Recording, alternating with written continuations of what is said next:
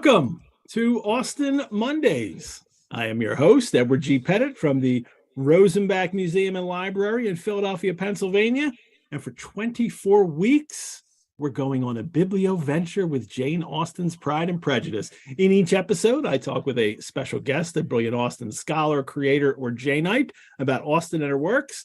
And then I have an hour-long conversational annotation with a chapter co-host in which we illuminate, elucidate, explicate a few chapters of Pride and Prejudice.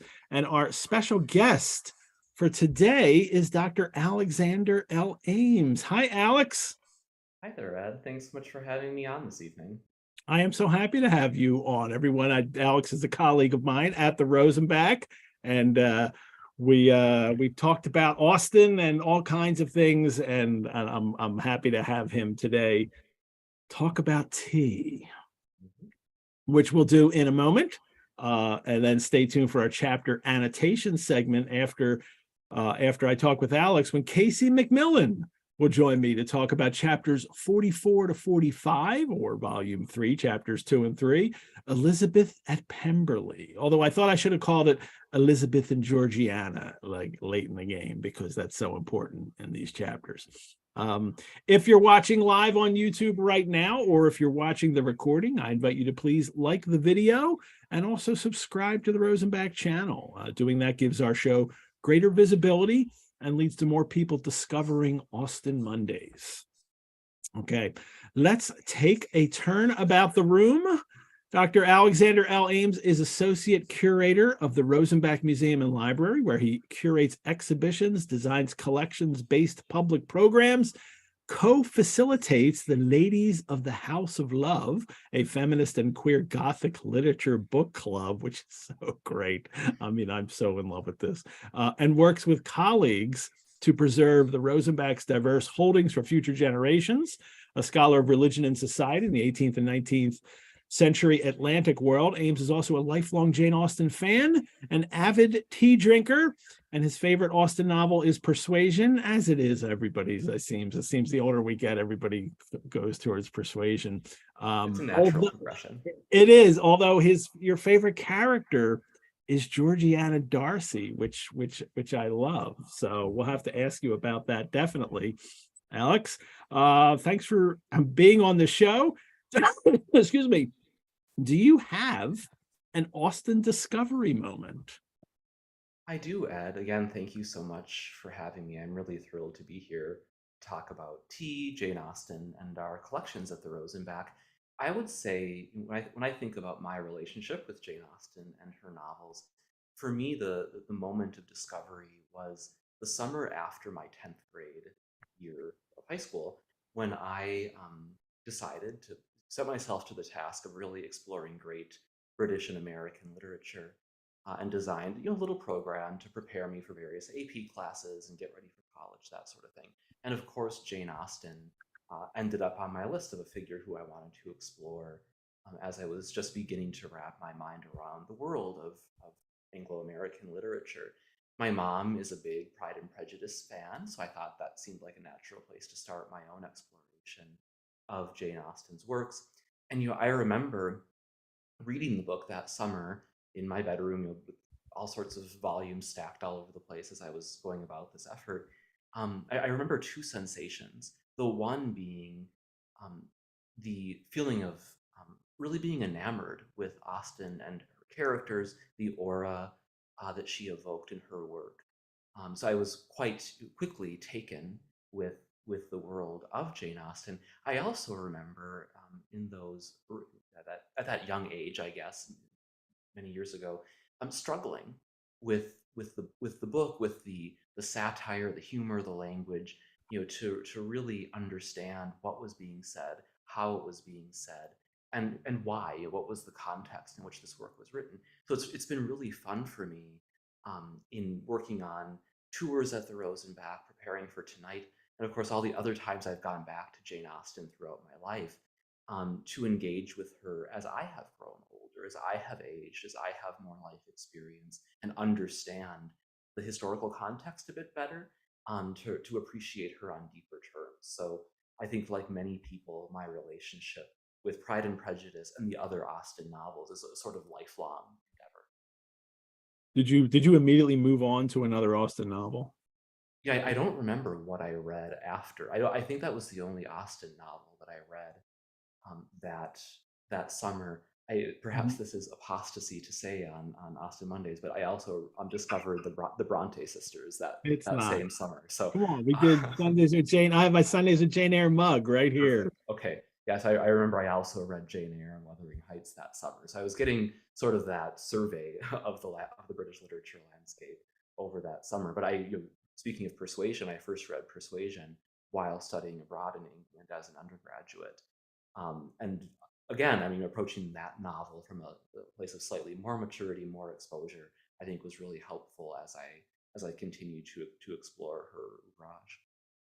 Should I ask now about Georgiana, or will she come into play as we're talking about other things? Because I want to Oh, get your take on Georgiana and her appeal to you as a character. sure. I mean, I have absolutely nothing scholarly to say about Georgiana Darcy and her appeal to me as a character, other than the fact that she's a harpist, Yeah. and I'm a harpist, not of the same caliber as young Georgiana Darcy. But I remember, again, when I was at first immersing myself in the works of Jane Austen, noticing things like what musical instruments did the characters play? What musical instruments did the characters enjoy? Um, you know, those material artifacts, not unlike tea, as we'll talk about momentarily, signify something. And I think if one has a little bit of contextual knowledge, those signifiers can be very, very meaningful. If one doesn't, they're just a part of the work that you experience. But with harp in Jane Austen, in Austen's time, when she was writing, to be a young lady learning to play the harp, you're learning the most elite instrument available for a young woman at the time. Much more common, though still genteel, of course, was the pianoforte. Mhm. And Austen uses harp as a signifier of a very elite, refined status, of a level of investment in an education. And so, I ended up playing harp through a very different mechanism of sort of Celtic music tradition, which is a whole other harp tradition than that of Regency England and sort of the French connection. But I always just sort of felt that little bit of affinity for Georgiana Darcy, and even created a scone recipe about her, which we'll discuss later in the Yeah, show. which we'll share. I wonder if you could. Yeah, I've had some people needing to hear you a little better. So Oh, okay. Let me see if I can turn up yeah, turn the up the gain microphone. on that a little bit. I was reminded too that last week when we mentioned when Elizabeth was on the tour of Pemberley and her instrument had just arrived, Georgiana's instrument had just arrived, and we have to remind ourselves that it is a harp, as is mentioned earlier when they're at Netherfield. It's mentioned that she plays the harp because the Yeah, films always have her playing, piano. yeah. And I think that difference is important to bear in mind. Again, it's a minor thing in the grand scheme of the plot, but it is an important difference for the time period.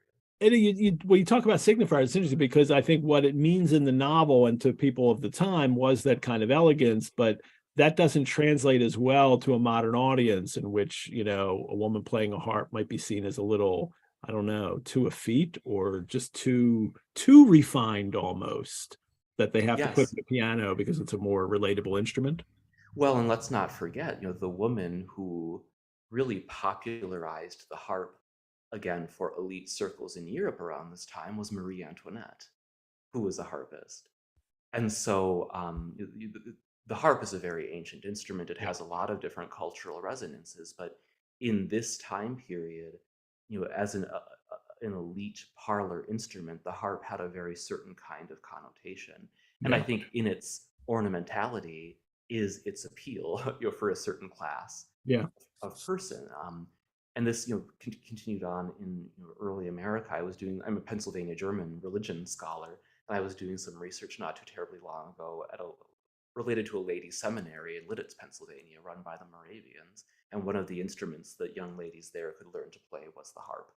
Mhm. So, as I'm a material culture person, so these call outs to certain artifacts that play into the plot or help us understand a character are very, very useful in thinking about the meaning of the novel. And it's Bad Girl Mary Crawford in Mansfield Park who also plays the harp, which I like. Precisely. Yeah. Well, it's for me, it's always my first harpist is Harpo Marx. So I There you remember go. seeing all the Marx Brothers movies as a kid, and everyone features a scene with Harpo playing, and hence his Yep. nickname. So, Mhm. well, you're here though, not to talk about harp playing, although I could talk about that with you all day. But about tea, because you do some things with tea at the Rosenbach, and have a thing in our collections that we'll talk about a little bit later. But what role did tea play in the British Empire? First of all, if we can get just contextually in the 1700s, early 1800s. Well, it's an expansive and very important question, Ed. And to understand the history of tea in the context of the bigger history of the British Empire is to understand consumer capitalism as it existed at the sort of the birth of the consumer market economy that we know today, all the way through to the present day, in terms of how we think about our own consumer goods that we buy in a globalized economy that may have certain luxurious appeal to us, say in the United States or in Great Britain today, but are rooted in source materials, in labor that was exerted elsewhere in the world. And tea exemplifies this as well, namely being a consumer product that appeared on the European market as one of these products coming out of the growth of imperial colonial trade, specifically in the 1600s by means of Holland, appearing first as an exotic luxury good that was poorly understood, being grounded in thousands of years of history in Asian countries. Tea enters the European world um, in a big way in the 1600s, and is a sort of a luxury good, something that is unusual, is different, and is valued because it comes from far away, and thus has a certain status symbol. Over the next several hundred years, as demand grows for this product, rooted at least partly in its status symbol reputation, it becomes much more widely available to a much larger swath of the population. And this is precisely what happened in Great Britain, such that even today, tea is seen as a signifier, to use that word again, of British identity. And it's the way that this happens is it's difficult to pin down exactly why tea emerges as this hot cultural commodity in Britain, but there are at least three different ways as imperial trade is emerging that tea enters the realm in this way. The first is that, as the story is often told, Catherine of Braganza, the wife of Charles II, is said to have introduced tea into the British royal court, drinking tea at St. James's Palace in the 1600s, and this begins the tradition of women, the aristocratic women, consuming the beverage in a domestic environment. Also, around this time into the early 1700s, we have the emergence of a coffee house culture Yeah. in Great Britain. The history of coffee and tea are very, very closely linked. And in that space, in these sort of social spaces where beverages could be consumed by men in public urban spaces, tea became associated then with also a male consumer audience. The third way that tea enters into the British consciousness, I guess, in these early days is as a medicinal substance. It is thought to have medicinal properties and is marketed as such. So, what ends up happening is the beverage gains this reputation as something that is sort of an elite consumer good, enhanced by the fact that even in these early days, tea, which is being brought in from Asian ports, is much more expensive than coffee. And Mhm. so it is a different level of social exclusivity in the early days to be drinking tea. Now, what ends up happening is, of course, eventually the British East India Company establishes its monopolistic control over the tea trade, And where there's demand for a product, those seeking profit will increase the supply. So Mhm. gradually over the 1700s into the 1800s, we see the increase in supply of teas being imported by the British East India Company, and it becomes more available, more accessible to more classes in the Mhm. British Empire. Now, there's another product that emerges in this colonial imperialistic world that goes sort of hand in glove with tea in terms of turning it into a national drink. And that, of course, is sugar. And this rounds out this story of the sourcing of goods. So sugar is, of course, produced on plantations in the Caribbean, powered by enslaved labor. And so what we end up having is this national drink of Great Britain emerging, totally dependent on raw materials, on agricultural products, um, extracted from colonial territories and other ports far away, being brought home to the imperial center. Mhm. But during this period, supply keeps increasing to the point that by the middle and end of the 1800s, we see tea emerging as a drink available to many Yeah. classes. Yeah, because it becomes readily available. I often think too that not to oversimplify, but Spain has greater control over the coffee producing countries, and so as long as England, because Great Britain has the control of those tea plantations, that's going to be the promotion of the greater promotion of that beverage.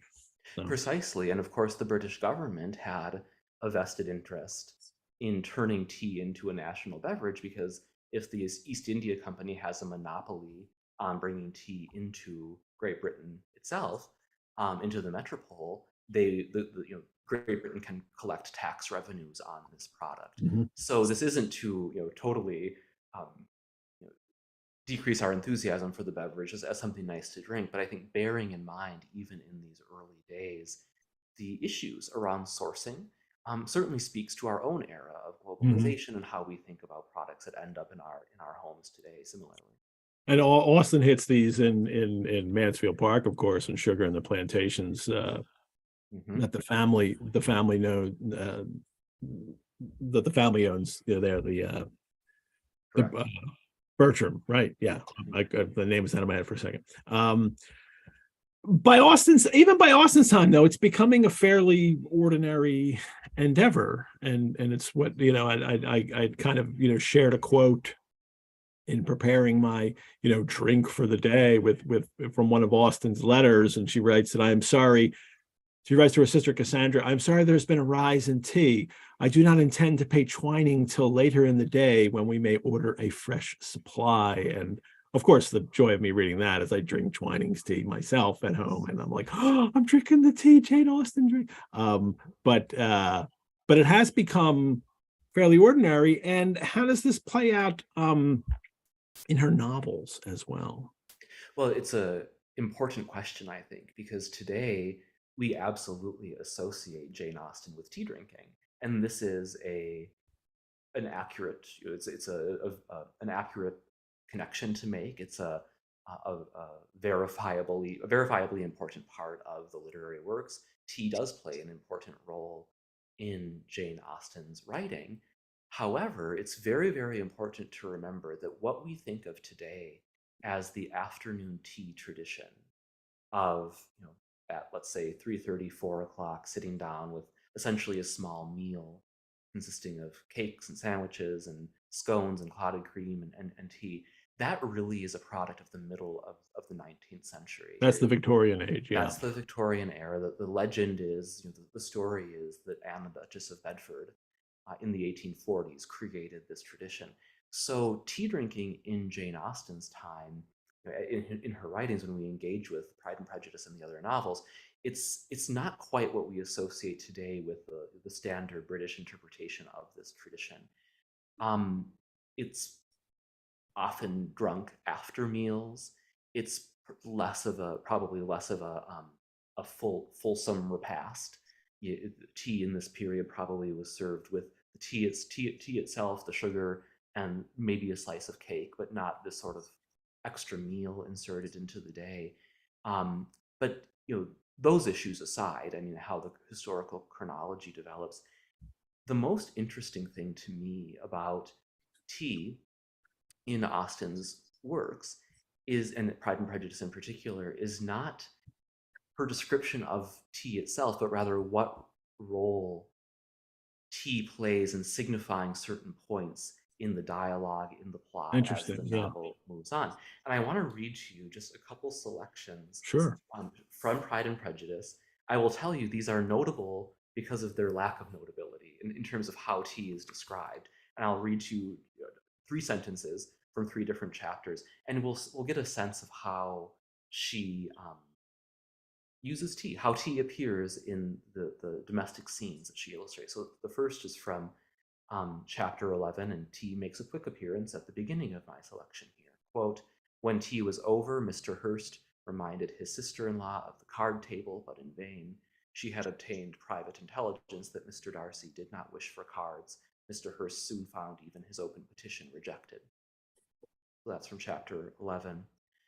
Here in chapter 14, we have, and I quote, "By tea time, however, the dose had been enough, and Mr. Bennet was glad to take his guest into the drawing room again, and when tea was over, glad to invite him to read aloud to the ladies. Mr. Collins, who is the guest in question, readily assented, and a book was produced, but on beholding it, he started back and, begging pardon, protested that he never read novels. And of course, this is the famous scene in which A Mr. novel? Collins, Yes. yes, Mr. Collins ends up reading from Fordyce's sermons. Yeah. And then finally, in chapter 29, quote, "When the gentlemen had joined them and tea was over, the cards were placed. Lady Catherine, Sir William, and Mr. and Mrs. Collins sat down to quadrille, and as Miss de Bourgh chose to play at casino, the 2 girls had the honor of assisting Mrs. Jenkinson to make up the party." So what we see in all of these quotes is that tea, Austen doesn't describe what's happening in the drinking of tea. She's not walking the reader through the process of drinking tea. We can assume, because it's such an ordinary part of the experience, that it's part of the background, it's part of the stage set for the dialogue, for the activities. And it's a moment of transition. What we see happening here is that it's after the tea is over, after the tea things have been cleared away, other activities begin. What is very important here, however, is that she's using this ritual of drinking tea to create moments of opportunity for interaction between the sexes. And I would carry it a step further and say for creating moments of domestic intimacy. Yeah. That the tea is implying a certain closeness of physicality, gathered around a smaller table, engaged in other evening activities. So Austen, in this regard, tea doesn't exactly appear in florid Baroque prose in terms of what is being experienced at the tea table. And I think a useful counterpoint in this regard is another novel published in 1814. So Pride and Prejudice is 1813. A year later, we have the novel Waverley by Sir Walter Scott, which makes Which an I'm appearance. happy you'll read from. People that watch all the shows know that I love Walter Scott, and I'm always happy to get Scott mentions in as much as possible. Well, yes, I think it's a really useful comparison here because Waverley was a hugely successful novel in its time. It perhaps is less well read today, but it provides us a little bit of context for how the British reading public might have experienced tea culture from the perspective of a male author. And I think that this is really interesting because what we see, and as you will see shortly, as you will hear shortly, Scott does something different with tea through the lens of female characters or a female character in this novel, but it's presented very differently. So just a quick plot summary for those of you who are unfamiliar with Waverley. It's a work of historical fiction in which a young English captain named Waverley finds himself exploring the Scottish Highlands and inadvertently getting caught up in the fight for Bonnie Prince Charlie and has all sorts of adventures along the way. I like to think of it as the male Emma. So I think that's a very apt Yeah. comparison. Yeah. And he, of course, this is a historical fiction, there's romance involved. And Captain Waverley ends up finding himself in the Scottish Highlands, totally enchanted by a young Scottish noblewoman who, as it were, he encounters providing over the quote unquote female empire of the tea table. And I'm just going to read to you briefly two lines from Waverley by Sir Walter Scott, in which Scott really is a little bit more ham-handed in pointing out the fact that women dominate at the tea table, and this is a point where the genders meet in this book. Quote, "To this young lady, now presiding at the female empire of the tea table, Fergus introduced Captain Waverley, whom she received with the usual forms of politeness." So we have here two warriors entering into the female realm, a domestic realm, where the enchanting young Flora is presiding at the tea table. And Captain Waverley asks this young woman named Flora for some help understanding Scottish poetry, which she agrees to do. And she says, these are her words, quote, "The duties of the tea table seem to be concluded, and as the evening is delightful, Una, her servant, will show you to the way to one of my favorite haunts, and Kathleen and I will join you there." And what happens after this point in the book, after this point in the story, Kathleen, Una, and Flora lead Captain Waverley out into the wild highlands, where Flora performs on a harp for the captain, and it's a very romantic, almost, I mean, it plays with the sublime, the Burkean concept of the sublime. It's very romantic, very titillating, but all starts at this domestic sphere of the tea table where Flora holds the power over these men. So here we see two similar yet very different treatments of tea in these important novels written around the same time. Tea and the harp, boy, you must love that scene. Yeah, there you go. I mean, What more do you need? I'm a bit of a one-trick pony, so There you go. this is Well, my jam. we all have our loves. So you put a little scotch in that one, and I'll be overjoyed with it too.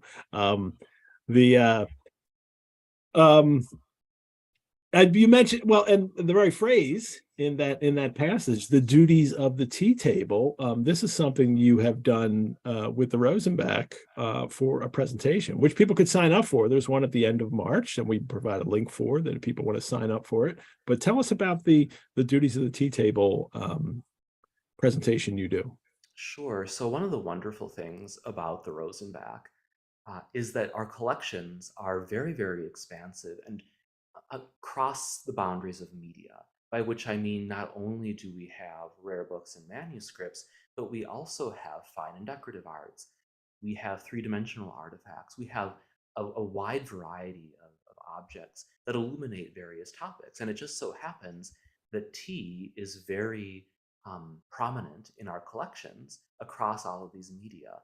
So I offer a behind the bookcase hands-on tour in the historic West Library of the Rosenbach called The Duties of the Tea Table, exploring the history and culture of tea. And my favorite thing about this tour is that we pull out, I kid you not, 20 different artifacts from our collection, ranging all these media that I just mentioned, to look at the role of tea across time in Western culture.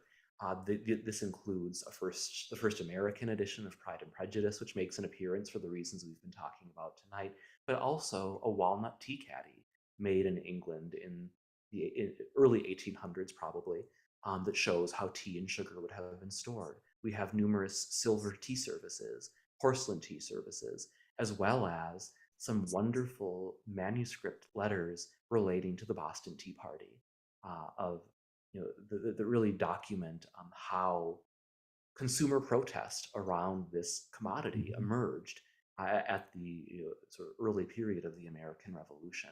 If you come to this tour, you can handle all of these objects, look at them, inspect them closely in the company of other tea enthusiasts, other literary and historical enthusiasts, and it's just a really great way to learn more about this topic. I will say that the tour happening in March is already 50% of the way to being sold out. This is a popular tour, so I will they always sell out. They do. So if you're interested in signing up for this program, I recommend doing so soon. It really is a lot of fun and an opportunity to see a large number of artifacts of a variety of types that many people don't know we have at the Rosenbach. So it's a pleasure to pull them out of storage and use them for this purpose. It is, because it's a great tour, because it isn't just the books that everyone knows that we have. You're hitting all sorts of other objects that we have as well. Mhm. This all of this, it's such a reminder that tea in these contexts is not, it's not just refreshment. It's not just, a device of nourishment. There's even before it's become this grand ceremony later in the Victorian age, there's a social element surrounding tea, and that's in these works that you've read from. It's very true. And I think that one of the things that I ask participants on this tour to do as they leave the Rosenbach after participating in the duties of the tea table is, the next time you gather around a table and enjoy food and drink with friends or family, the next time you buy a product that was made with parts from around the world, take a moment to pause and think about um, what this object, what this food and drink says about the economy and the culture that we live in. And we don't necessarily need to get totally mired in that thought process because it can be overwhelming. But I do think it's always useful to bear in mind the cultural resonances of of these seemingly ordinary, common, everyday things that we use. Now, before we go, you're also sharing a scone. Actually, you shared with me the tea that I'm drinking today, which is absolutely delicious, and it's this Earl Grey with cornflower petals in it, Mhm. and it is so unbelievably delicious. So thank you for sharing that with me. My pleasure. But you're also sharing this your scone recipe. Tell us what it's called. Sure. So I wanted to prepare a special recipe for all of you out there watching this evening to enjoy. I will preface this with the caveat that in Jane Austen's time, scones had not yet emerged as part of the tea experience. That was more of a product, again, of the afternoon tea culture of the Victorian period. However, I love scones, and I happen, if I may say so myself, I happen to be rather good at making them. So Yeah, I and decided. Rosenbach staff loves when Alex brings them in. So So I thank you. I developed a scone that I call Georgiana's Delight, and it is inspired, not by any particular feature or facet of Georgiana Darcy, but rather just the sense of her personality. I think that we pick up a bit in the novel. And this is a buttermilk scone, and it has some special ingredients that I think really make it pop. Namely, it is sweetened not with refined sugar, but rather with honey. It is made with buttermilk, lavender, and a hint of bergamot as well. And these flavors, number one, your house is going to smell great as you're baking these scones because it's just, in a way, it's more like a trip to the south of France than it is to Pemberley. But it's quite divine to smell, and the flavor really pops. I would say if you enjoy Earl Grey tea, you will enjoy this scone recipe. We have posted the recipe on the Rosenbach's website. I know that they'll share it in the chat we'll share the along. chat, the link to the PDF in the chat Yeah. too, so everyone can make Um, these. yeah, please try making them. And I also put my email address on the PDF so that if you have any thoughts or recommendations about the recipe, don't hesitate to reach out. The recipe was inspired by one of my favorite tea-related books, The Afternoon Tea Book, which you see here by Michael Smith, from which I drew a sort of foundational buttermilk scone recipe. And then I played around with it a bit to turn this into something that's, I think, fragrant and a little different from what you might, acquire at the coffee shop to go with your cup of coffee or tea. When I have guests over for tea, I always like to serve something that they're not going to make themselves or that they won't have had elsewhere. And this definitely fits the bill. So I hope that you enjoy it. And please know that I will look forward to your feedback. And I hope to see you at the Rosenbach for the tea tour before too long. Alex, thank you so much for taking a turn about the room with us today. It was a pleasure, Ed. Thank you so much for having me. This has been a pleasure, and I'll see you at work later this week. Yes. See you soon. I'll save this for you. Yes, please. Thank you. Thanks so much. All righty. Well, everyone, next week, our turnabout the room guest will be Dr. Clara Toot, joining us from Melbourne, Australia. She's the co-editor of the Blackwell Companion to Jane Austen, and along with Claudia Johnson, the author of 30 Great Myths about Jane Austen. Coming soon, we have some other great turnabout the room guests on February 13th. Susanna Fullerton, author of several books on Austen and president of the Jane Austen Society of Australia, will be with us. On February 20th, Bridget Draxler and Danielle Spratt, authors of Engaging the Age of Jane Austen. And on February 27th, the hosts of the Reclaiming Jane podcast, Lauren Weathers and Emily Davis Hale, will be with us. And let me take this moment to thank all of you for watching this episode. As a nonprofit organization, the Rosenbach Museum and Library depends on the generosity of friends and supporters like you to keep programs like this free and accessible to hundreds of fellow Austen lovers worldwide. If you'd like to donate to the Rosenbach, you can do so at our website. You could also become a member. Membership gives you free museum admission, discounts on programs and courses, and exclusive invitations to member-only events. You can learn more about how to become a member on our website. At the end of every show, I give a shout out to all who have donated since our last show.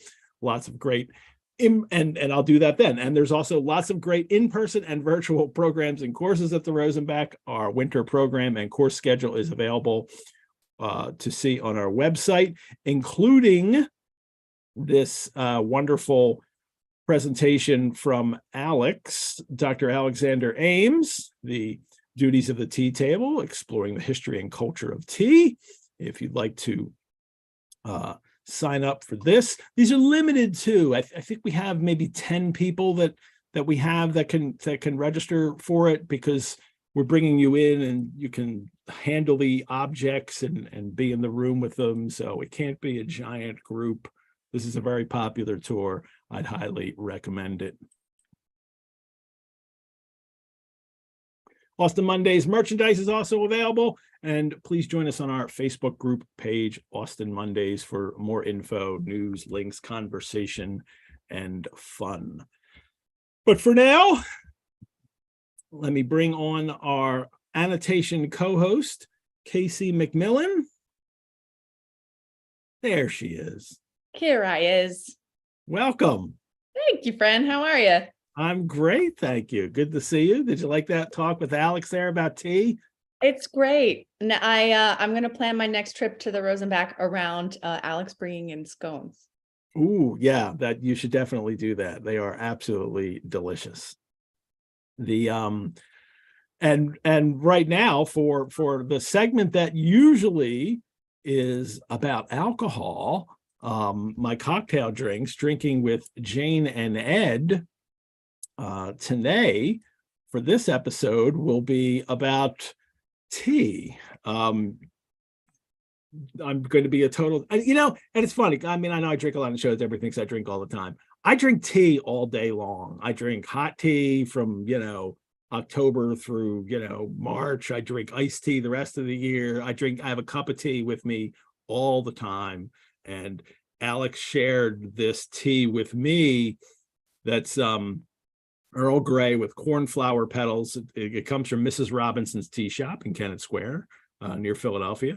And it's absolutely delicious. I'm so happy to be drinking it. And I put sugar in my tea, of course. Obviously, I put sugar in everything.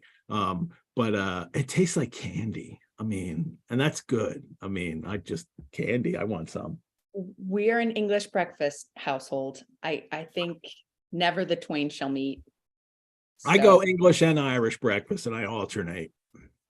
And it's Twining, which, Jane herself was a drinker of Twinings. So my husband, who is a avid tea drinker, being a South African, I'm sure made a face when he heard you say Earl Grey, because he is a PG Tips man.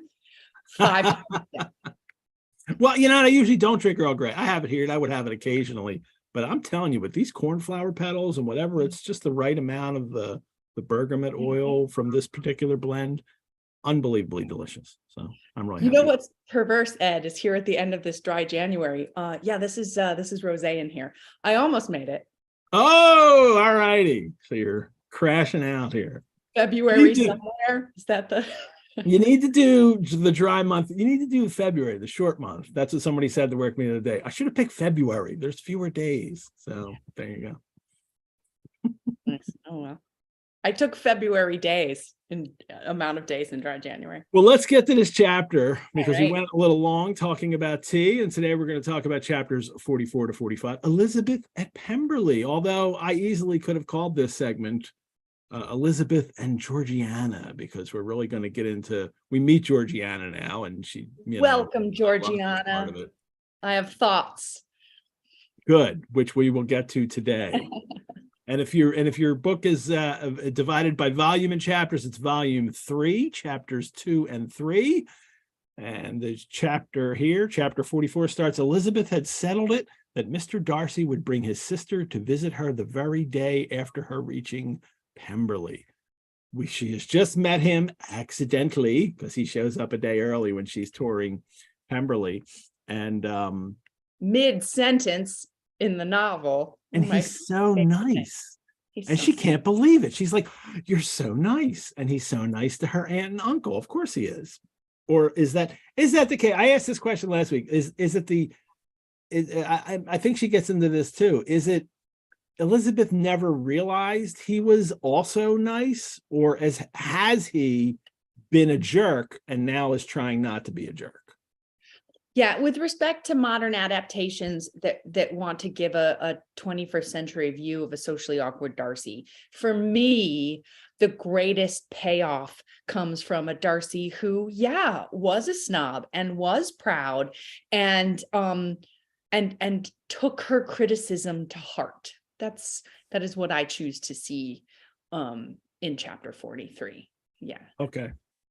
Well, she'll wonder about him again here. And now she is waiting. She's thinking, oh, well, tomorrow, I guess they'll stop by. He said he told her he wants her to meet his sister. And he's not wasting it.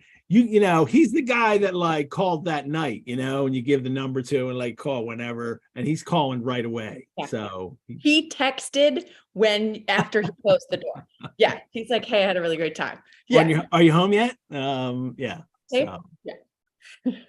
They show up apparently the very morning that Georgiana arrives, they I guess she's at Pemberley and he's right away said, let's go, we're heading into Lambden to meet Elizabeth.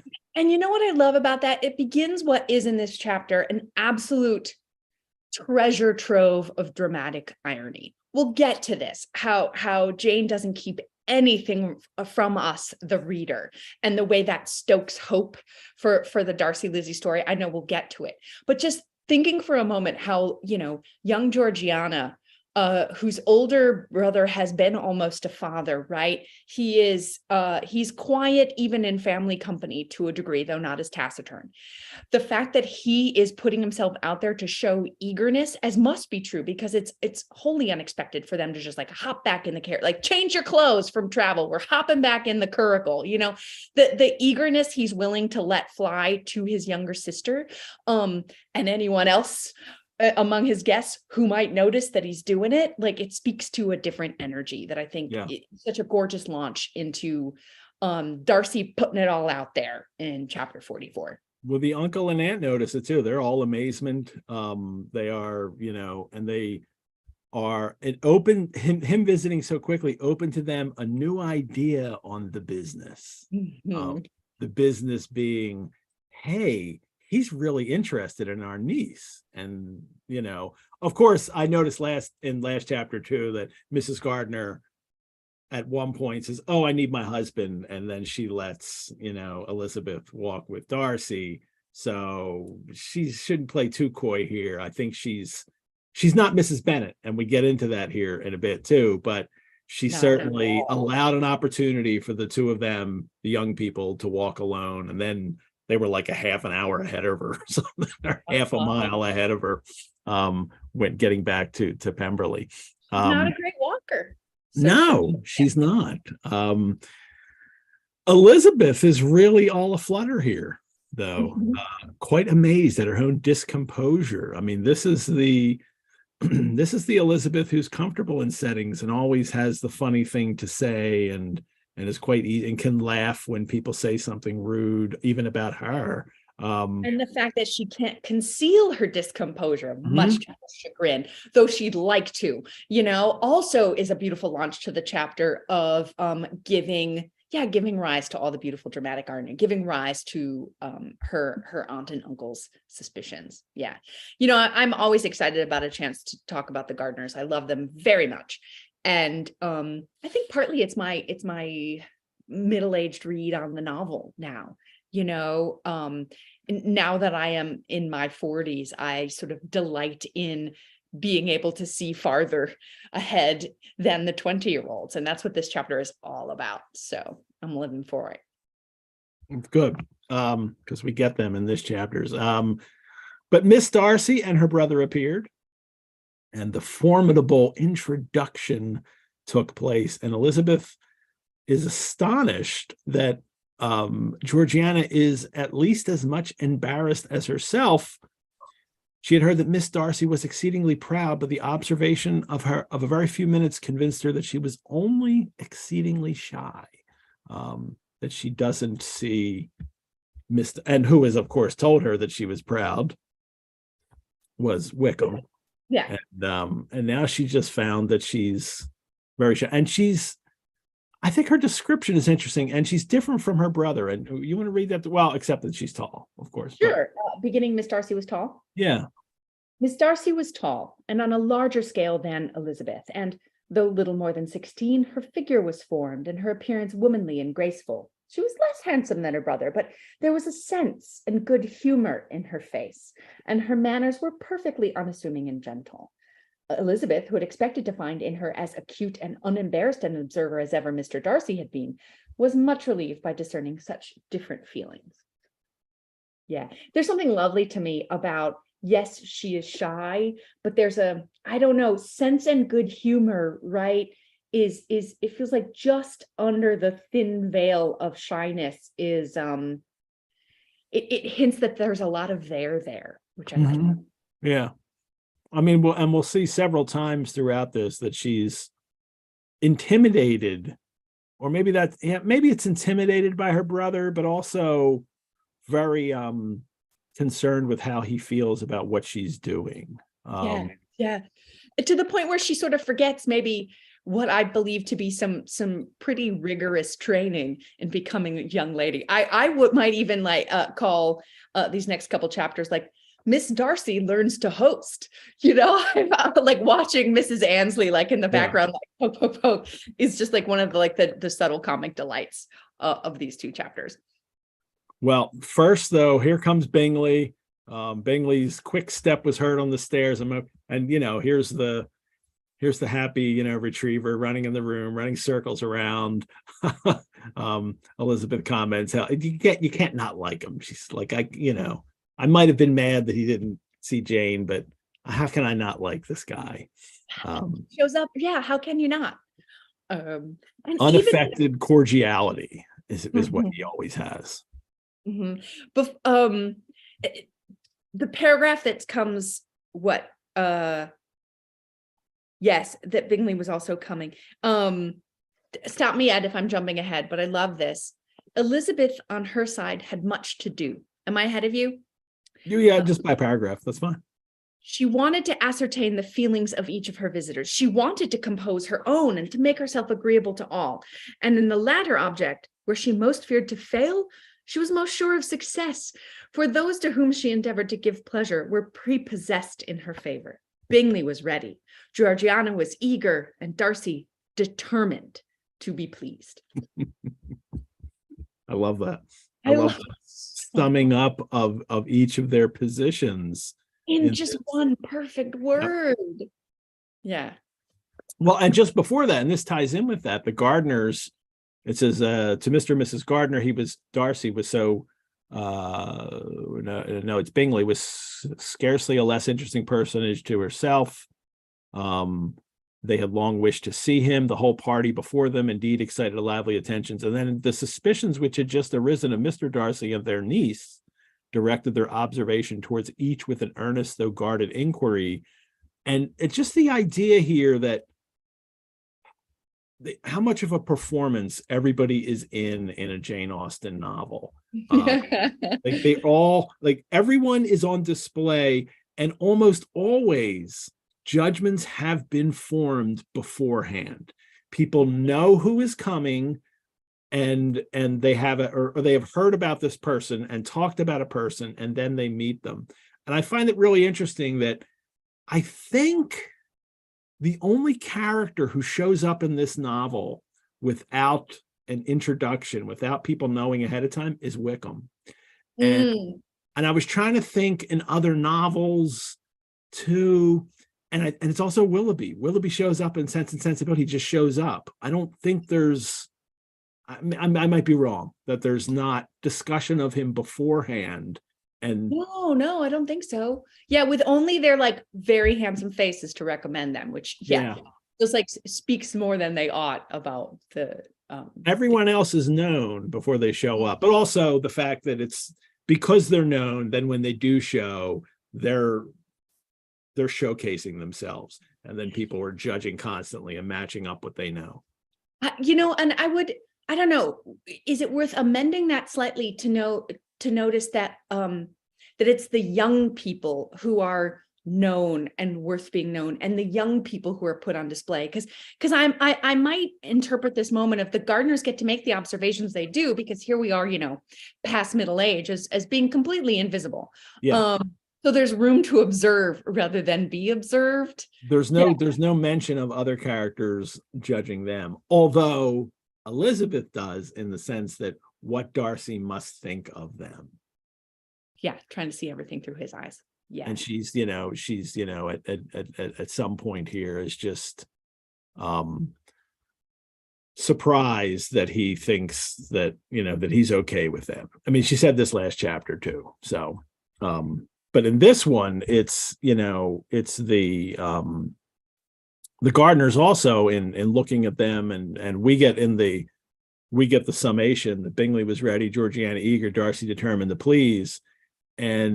But for Elizabeth and the Gardiners looking at her, they are a little, they can plainly see that Darcy's in love with Elizabeth, but they can't tell what's going on with her. Yeah. And as we'll learn in a page or so, neither can she exactly. But thank you for bringing us to that, because in the being determined to be pleased, I jumped ahead of this phrase that I think is my favorite in the whole novel. No way. All right. Yeah. One of them at least knew what it was to love. Yeah. The way you're invited as a reader into Mrs. Gardiner's psyche, and the way that the construction of the sentence sort of deserves to be parsed a few times to make sure, wait, which one are we talking about? Oh, right, Darcy, of course, of the lady's sensation, they remained a little in doubt, right? I love that like invitation to read that over again of like, wait, for sure, we know? Yeah, this, yeah. As a slightly anxious person, I really appreciate that early career Jane Austen is not keeping secrets from me. Like, yes, he loves her. Now we're just going to figure out if they can get together or not. I am consoled by it. And I like that the dramatic irony, it makes us feel intuitive and smart, because Lizzie's so smart and we know so much more than she does in this moment. Well, and what we're learning is we know a lot more than she knows, or other characters do, especially seem to know. Well, the Gardiners can't figure out right now. Well, I mean, they suspect, but they can't quite get it yet. And Darcy's manners are, Elizabeth is, it was not often that she could turn her eyes on Mr. Darcy himself, but whenever she did catch a glimpse, she saw an expression of general complacence. She thought he was so far removed from the hauteur and disdain of his companions that she had seen him in before, courting the good opinion of people with whom any intercourse a few months would have been a disgrace. Now, see, here's where I think she takes it too far. Elizabeth actually takes it. He had never, I don't think he ever would have disdained the Gardiners. And we see that in their behavior here. And he seems to disdain people, the relations who behave crassly or inappropriately. And as long as people are behaving the way they're supposed to behave, because he praises Jane as well, that Darcy's okay with that.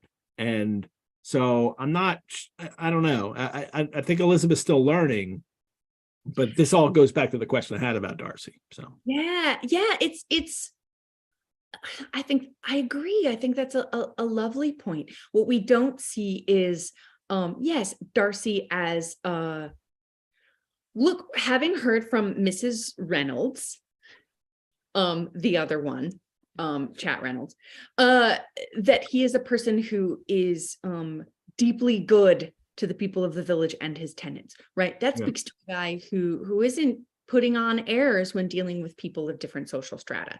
Yeah, I wonder that if there isn't something in Lizzie here, a little bit of a last gasp of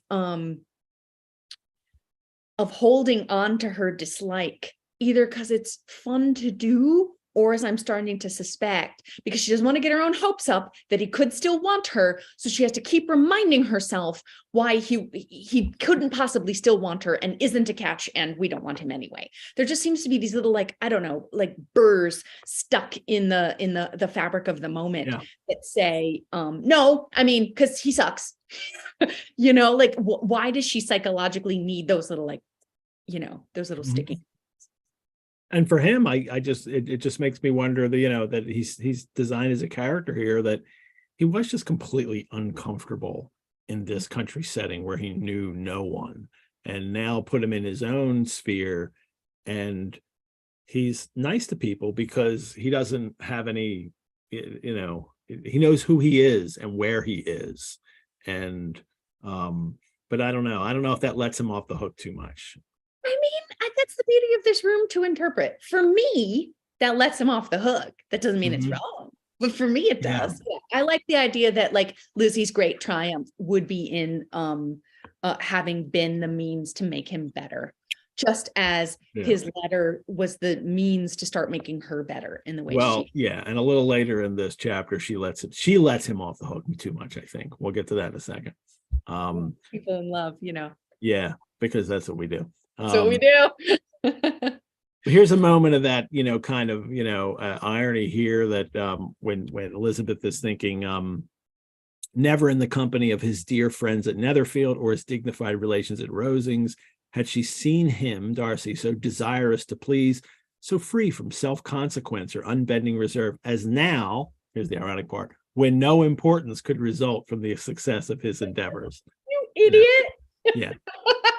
This is the most important time for him to behave this way, because he has the endeavor of getting her to change her mind about him.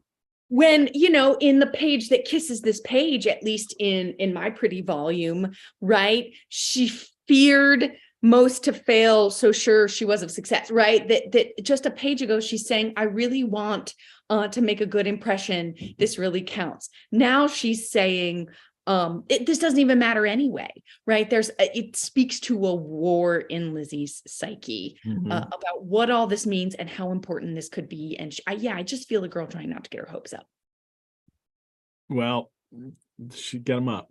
You know, this is the audience watching, like, come on, get up, get them up, get them up, go for it.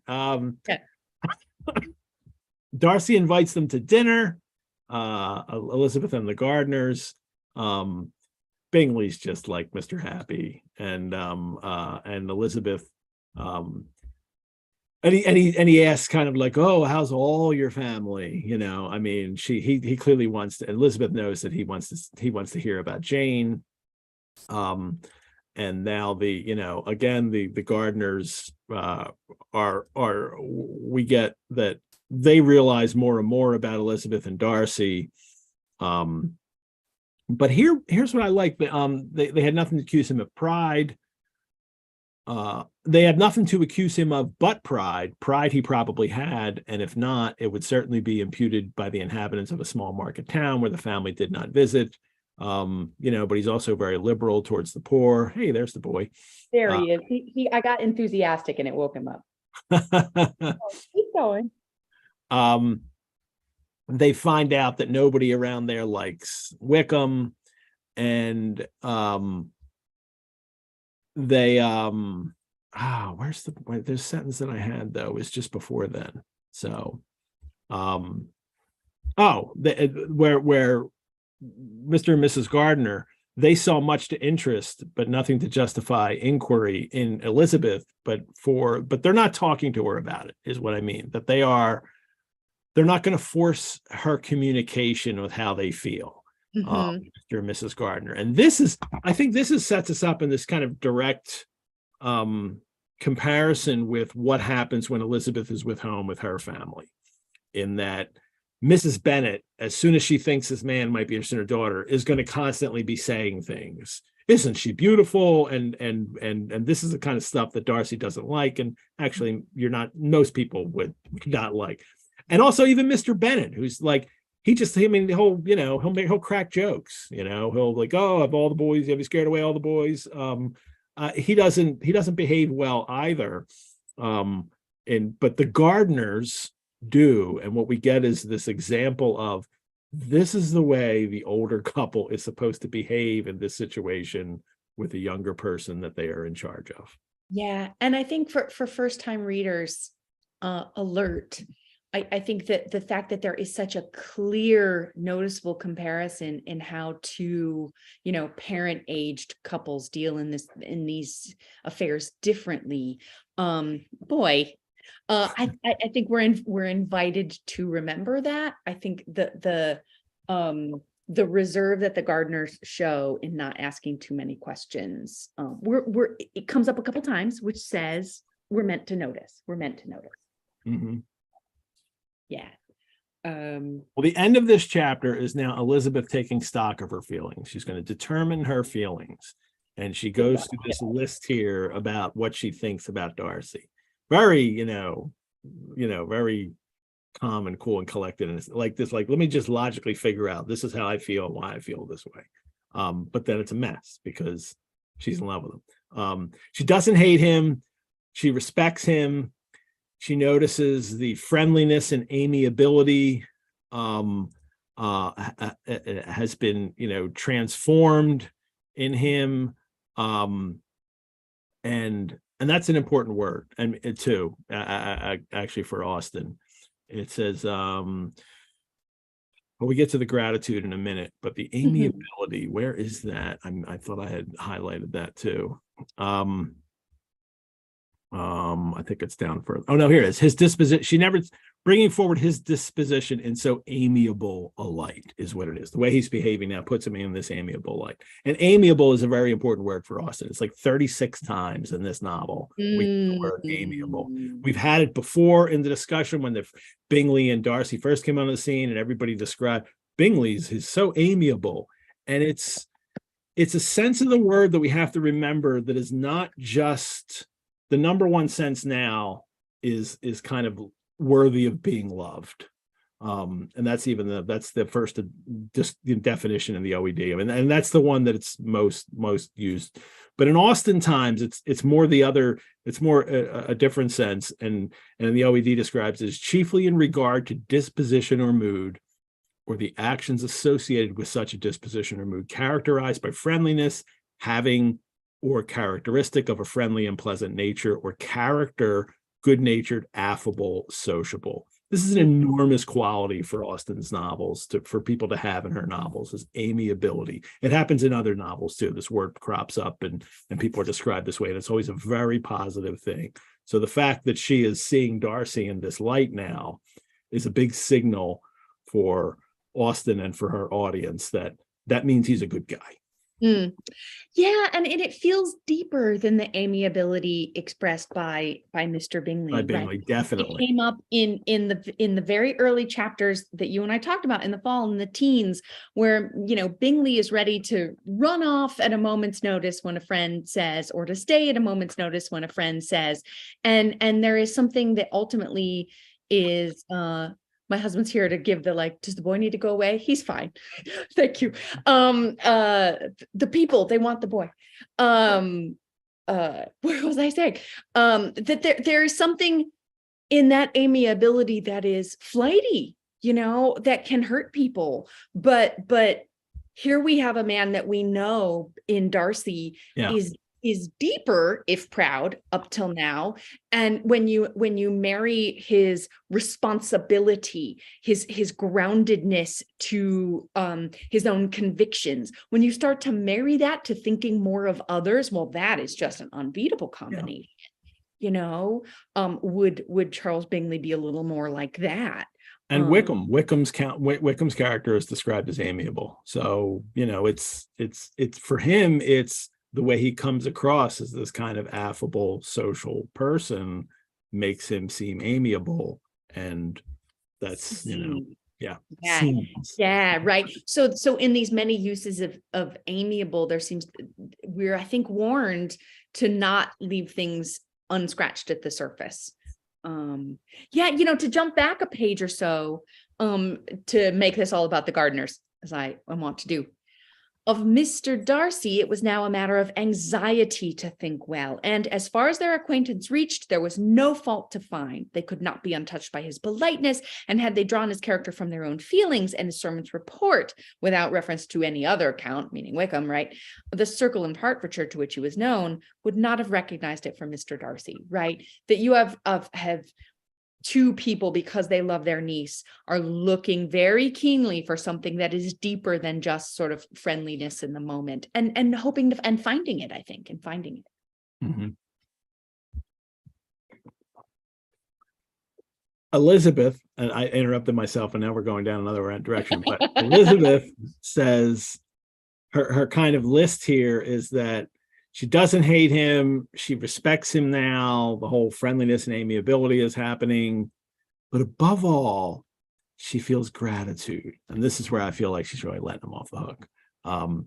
This is the gratitude, not merely for having once loved her, but for loving her still well enough to forgive all the petulance and acrimony of her manner in rejecting him. It's not really your fault, Elizabeth. That proposal is not your fault. Is what I want to tell her. True. Yes, she was cruel and the way she rejected him, but she enjoyed. No, wait, is that unfair? Am I just thinking about the 95? In the 95, she almost enjoyed the set down. Does she really in the book? No, not really. No, you're right. She's being too hard on herself. But I will say she has had a sense of his consequence. Right? She had no idea, not having seen that house. She had no idea when she set him down that, he really is in a top social sphere. I think it doesn't excuse in her mind, but it gives her access to some of the feelings that he had. And she's taken her, she's seen her own family through his eyes and had to admit, I don't think she's right about it. And the other side of her gratitude, I can really see. She says it's also gratitude because of the change in a man of so much pride, excited not only astonishment, but gratitude. The fact that she's seen such a change in him, and she recognizes it's because he wants, and she says, for to love, ardent love, it must be attributed. And she uses the word ardent, which harkens back to his proposal. You must allow me to tell you how ardently I admire and love you. That I can imagine that line has stuck in her head, and she's now separated he ardently loves me, like burning. Ardency is burning. He ardently loves me, and yet he was so cruel in describing, my family and how degrading it would be for him. And she's been able to separate those two now, perhaps in her head. And is give me more on that. I'm not sure what you mean. Well, the fact that she mentions both. I mean, because all along she's been mentioning in this chapter how he's, I can't believe that he's not, disgraced by talking to my, disgusted by talking to my aunt and uncle. So she's still but that's gone now. See, that part of his character she sees has gone away. What's left? The first line that he said to her, about how he ardently loves her. So, and she's grateful for that he still loves her, even though she was like, yeah, don't love me, I hate you. Perfect paraphrase. I would say too, is I think this word grateful gets kind of a bad rap. Not with you, Ed, that's not what I mean. But I think, right, there's a simpering quality maybe that is attributed to it that I think is unfair. I do. I think there's a modern conception of that word. Same thing with pity, which we'll get. Somebody says pitying in this chapter, and that's not meant as a pejorative in the 19th century. No, I think that she's feeling rather her own superpower in, I changed him. I think in the gratitude of his change, she sees her own influence to change. And I bet that feels freaking great. Yep. Well, now they're going to get to go see them. We need to move along. We need to get this next chapter. We need to get to Carol and Bingley. And more Georgiana. It was the Gardiners notice again. This is another thing. The Gardiners recognize that the fact the civility in Miss Darcy visiting them so soon after they arrive, they need to pay a call in the morning. They can't wait for dinner. They need to pay a call in the morning. And this is like Mrs. Bennet would have been like, oh, we're paying a call right away so I can hook you guys up. But the Gardiners, and that's not why you do the call. You do the call because it's you're socially required. It's because you're grateful that she came to you. And they're probably not even going to see the men because the men will be fishing. It's just called to the ladies, unless the men choose to show up for some reason unexpectedly. Yeah, Mr. Gardiner gets to go fishing, and then they're going to pay their morning call. Which would have been all day, good in the afternoon. So the morning was from morning lasted all day. Crack of dawn until 6 o'clock. I mean, the morning is just the daytime in this world. That's how they use the word. But I don't know what the morning lasted all day. It's a song lyric or something, but the title of the song is lost to my. Your morning calls could be any time during the day.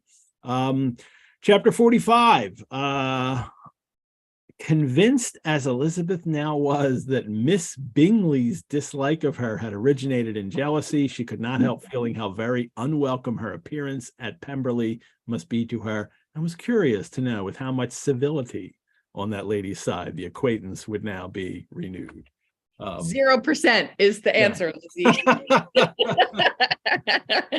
What is Carolyn Bingley going to do when I show up? It's the first thing she's thinking, and in the past she was quite happy to spar with her at Netherfield because you're just we're not. Elizabeth doesn't feel like she's competing with her. It's all on Caroline's side, but now this whole social situation matters because Elizabeth wants to appear nice. Yes. I would say still doesn't feel like she's competing because she knows she was proposed to and Caroline Bingley was not. True. And there is a part of her that allows herself to see that, yes, he is hoping to renew those addresses. She sees her power. So that too feels quite different. There's still no competition. Just on Caroline's side. Well, this begins as the most awkward party in the world. All the ladies sitting there, Mrs. Hurst and Miss Bingley. The Bingley sisters won't speak because they don't like her, and Miss Darcy's still so super shy. And Mrs. Ainsley, her how do we describe her? What's the lady with whom she lived in London? Her lady, It's time for tea. Her companion, her lady's companion, has to nudge her along. They bring out the food, and Caroline is watching Elizabeth, and Elizabeth soon saw that she was herself closely watched by Miss Bingley, and that she could not speak a word, especially to Miss Darcy, without calling her attention. That she's going to, really, she finally asks about the family. Elizabeth is also anxious that Darcy is going to appear. Caroline finally asks about her family, but that's all. It's just, she answered with equal indifference and brevity. They're not going to have a conversation. That this observation of Caroline trying to get in the way would not have prevented her from trying to talk to Georgiana had they not been seated at a distance. I like that it wouldn't have stopped her. It wouldn't have stopped her. She wasn't intimidated. And she wants to talk to her because she's already recognized that Darcy wants his sister to get to know her. And she likes that idea that, she will do that because he wants to. That idea. Yeah. And then, but you know what? Terrible party, but at least the snacks were good. I tell you, cold meat, cake, variety of and then pyramids of grapes, nectarines, and peaches. Oh, this is this when you go to the Pemberley estate, they just a trifle, and it's lots to eat. Then we get a quick. He had been sometime with Mr. Gardiner, Darcy. He had been some time with Mr. Gardiner, who with 2 or 3 other gentlemen from the house was engaged by the river, and had left him only on learning that the ladies of family intended to visit Georgiana. I love that. Like Mr. Gardiner finally says, "Oh yeah, my wife and Elizabeth are visiting at the house," and Darcy says, "See ya." Right on. Yeah, like runs for it. I feel like like breaks into a sprint. Yeah. The Elizabeth and he shows up in the room, and this kind of Elizabeth, no sooner did he appear than Elizabeth wisely resolved to be perfectly easy and unembarrassed. And this fluster that she's in, this used to come so perfectly easy to her to just be comfortable with herself and make funny comments and give her wry smiles while she's trying to decide if she loves him. We already see that she does. Yeah. And now she has a harder time with it. And and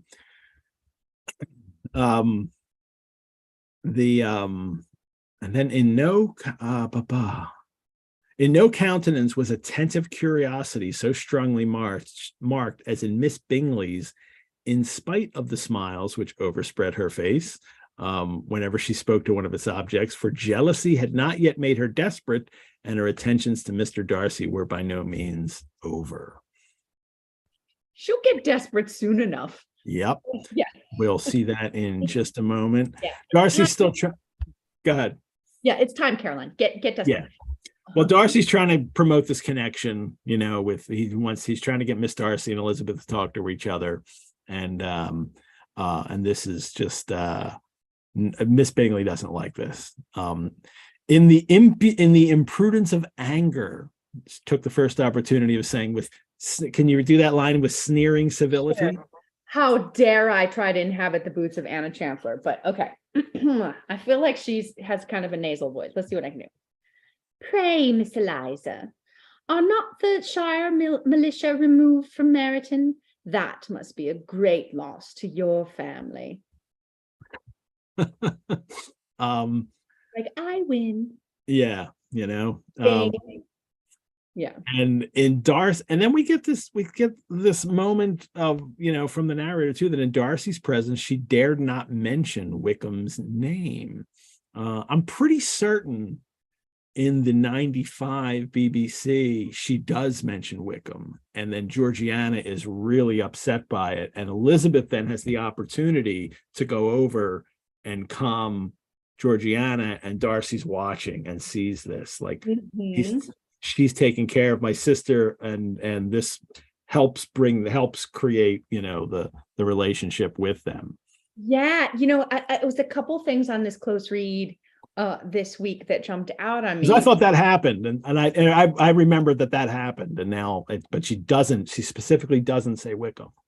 Which leads me, right, having been unduly influenced by the 95, I actually find it a little confusing that Georgiana would herself be confused in this moment because does she know where Wickham has been? Does she know that he's been in Hertfordshire? It seems like they would have protected her for any knowledge of like where he went after he, imposed on her. So yeah, I find it more confusing. Well, the confusion just might be she's confused because Miss Bingley's saying something nasty to her, and that's really upsetting. And that's like, why would you be mean to her? I thought this was somebody who is obviously a wonderful person because my brother said she was.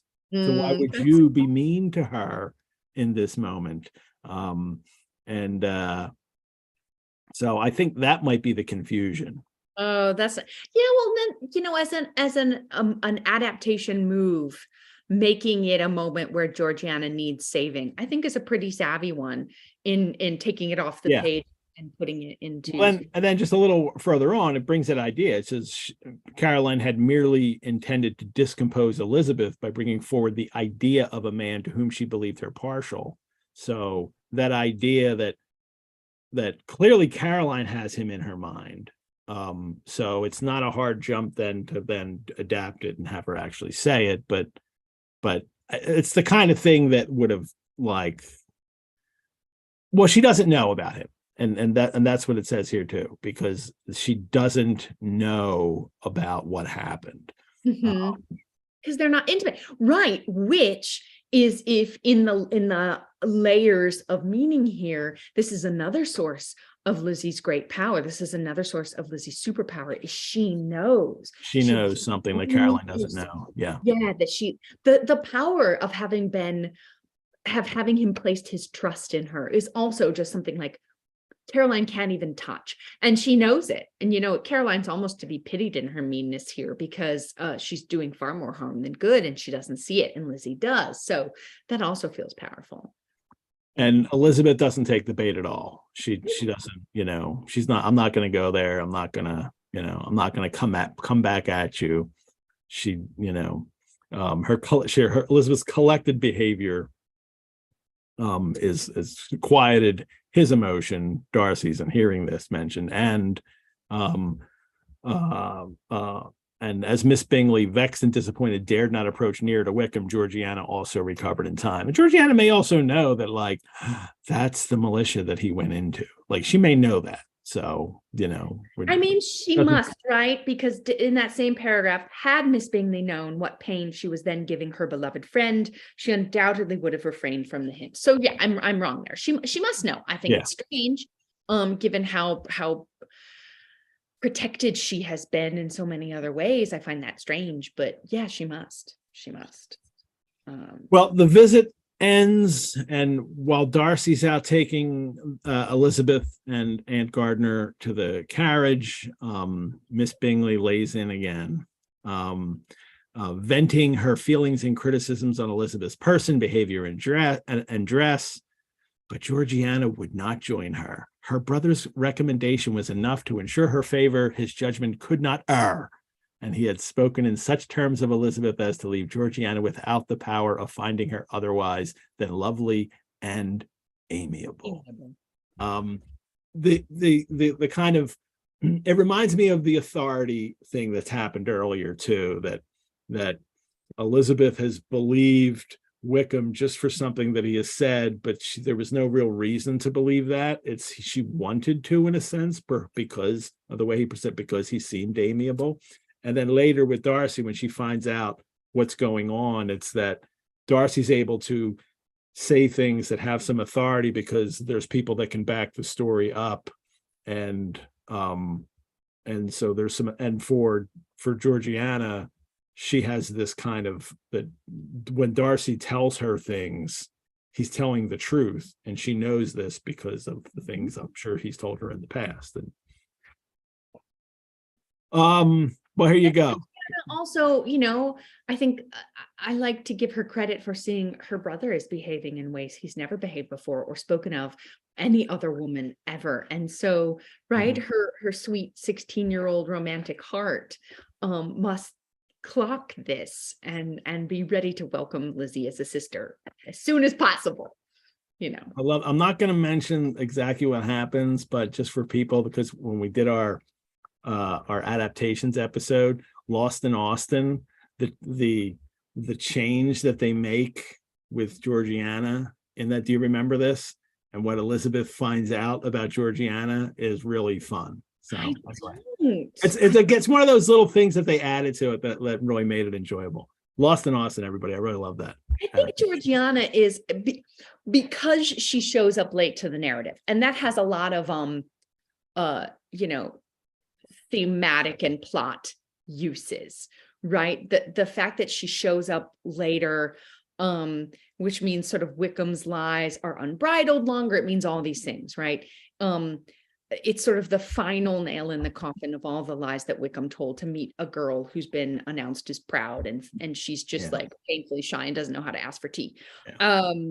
There's a lot of beauty in this late reveal of her character, but I think it creates a lot of opportunities to play around with it, which is why I think there's a lot of Jane Austen fan fiction that like treats on deeper levels of Georgiana's story, why Lost in Austen could find a twist. And in fact, Tiny Dynamite, my little theater company, Georgiana Recovered in Time, as you quoted earlier, is the title of one of our little pandemic projects, which was we did an epistolary theatrical experience in packages, and it was called Georgiana Recovered in Time, sort of from the moment that Wickham left her through sort of the end of her life. Our writer gave her a really profound journey into her own power. She moves to the new world. She lives in New York City, and she founds a school for girls and falls in love with a botanist. I think there's because we meet her so shy, so at the beginning of things, having been so badly hurt, I think there's something that sparks the imagination in terms of her potential.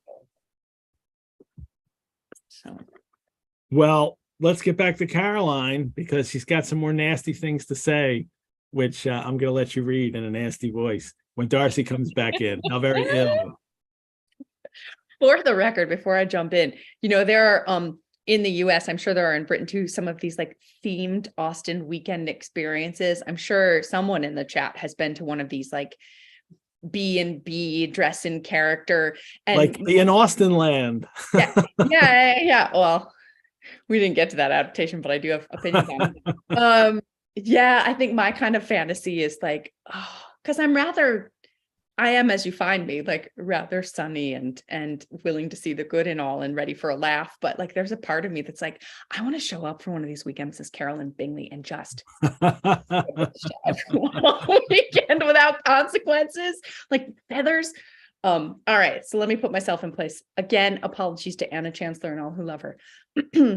How very ill Eliza Bennet looks this morning, Mr. Darcy, she cried. I never in my life saw anyone so much altered as she is since the winter. She's grown so brown and coarse. Louisa and I were agreeing that we should not have known her again. He doesn't take the bait. He just coolly replies, I didn't say anything. She looks a little tan. That's all. No big deal. Well, for my own part, I feel like she interrupts him. I must confess that I never could see any beauty in her. Her face is too thin. Her complexion has no brilliancy. And her features are not at all handsome. Her nose wants character. And I feel like she's drawing attention to like her character full nose, right? Her nose wants character. There's nothing marked in its lines. Teeth are tolerable, but not out of the common way. And as for her eyes, this is me just channeling Anna Chancellor now like a cheat, which have sometimes been called so fine, I never could perceive anything extraordinary in them. They have a sharp, shrewish look, which I do not like at all. And in her air altogether, there's a self-sufficiency without fashion, which is intolerable. And then the narrator, persuaded as Miss Bingley was that Darcy admired Elizabeth, this was not the best method of recommending herself. But angry people are not always wise. And she gives one last try here. Go ahead. I remember when we first knew her in Hertfordshire, how amazed we all were to find that she was a reputed beauty. And I particularly recollect your saying one night, after they had been dining at Netherford, she a beauty? I should as soon call her mother a wit. But afterwards she seemed to improve on you, and I believe you thought her rather pretty, at one time? Yes, but that was only when I first knew her, for it is many months since I have considered her as one of the handsomest women of my acquaintance. Shut her down. He then went away. Cue the music as he strides into his future, knowing what he wants to do. Yeah. Yeah. He just walks away. And then this line, Miss Bingley was left to all the satisfaction of having forced him to say, which gave no one any pain but herself. Mm-hmm. He burned her. She's trying to burn Elizabeth, and she got burned herself. And good. Yeah, good. Yeah. Rage is a poison with a curved blade. Yeah. I love this last paragraph. Probably. Go ahead, read it, and then we'll finish it. Oh, this is, okay. So through Mrs. Gardiner's eyes, I'm deeply in love with this last paragraph of the chapter. Mrs. Gardiner and Elizabeth talked of all that had occurred during their visit as they returned, except what had particularly interested them both. The looks and behavior of everybody they had seen were discussed, except for the person who had mostly engaged their attention. They talked of his sister, his friends, his house, his fruit, of everything but himself. Yet Elizabeth was longing to know what Mrs. Gardiner thought of him, and Mrs. Gardiner would have been highly gratified by her niece's beginning the subject. I love that. They won't talk about, they just talk around him. Oh, and the fruit. And they're both wanting the other one to say something. Yeah, it's as if that there's a continuum of feminine behavior in dealing with a younger person. And Mrs. Gardiner's on one end of like, be discreet, let her bring it up. And Mrs. Bennet is like, oh, talk about him. That I feel like I fall somewhere in the middle where I'm definitely going to ask her as soon as we get in that carriage. I'm definitely going to ask her. See, that would be what the sister should do in private. And Mrs. Gardiner is not her sister, and she recognizes that. And so she doesn't take that step. And, so there it is. I mean, these are characters. And I wonder, are the reasons that we like the Gardiners so much is because the way they behave, the way they the way they are just nice and recognize people have feelings about something. And so I'm not going to push you because I know you have feelings. I trust you. You'll tell me when I need to know. Yes. In chapter 43, right, Lizzie says something to the effect of, she's sure Mr. Darcy mistook them for people of fashion. And I would say by sort of the standards of any wise reader, they are people of fashion. And to Jane Austen, I'd say they are people of fashion. They're people to whom true elegance belongs to them. Even though they live on Grace Church Street. Cheapside, in view of the warehouse is gross, where people go and do work. Ick. Well, Darcy's beyond that now. He's okay. He's fishing with the guy. So, yeah. There you go. Well, Jay-Knights, thank you all for tuning in today. Thanks to our show sponsor, Lisa Washington. Thanks to all of you who have donated or joined as members over the last week. Your support helps us bring this show to everyone, create other one-of-a-kind programs and courses, and also helps us care for our collections at the Rosenbach, like these tea items that Alex Ames uses in his presentation. And I want to thank Gail Kay of Los Angeles, California, who made a donation. People donating from all over nowadays. But many of you have also joined Rosenbach as members, and Rosenbach membership gives you free museum admission, discounts on programs and courses, and exclusive invitations to member-only events. And it really is true, all of you who donate and join as members, that this show would not exist without your support. Remember, we have an Austen Mondays Facebook group where we can continue the conversation. Look us up on Facebook and join there. And on this video you're watching on the Rosenbach's YouTube account, I invite you to like the videos and subscribe to the channel and leave comments there as well, which is always nice to see. There was a nice comment last week on last week's show about someone, how much she loved Kathleen being on the show. So who doesn't? I know people love you being on the show.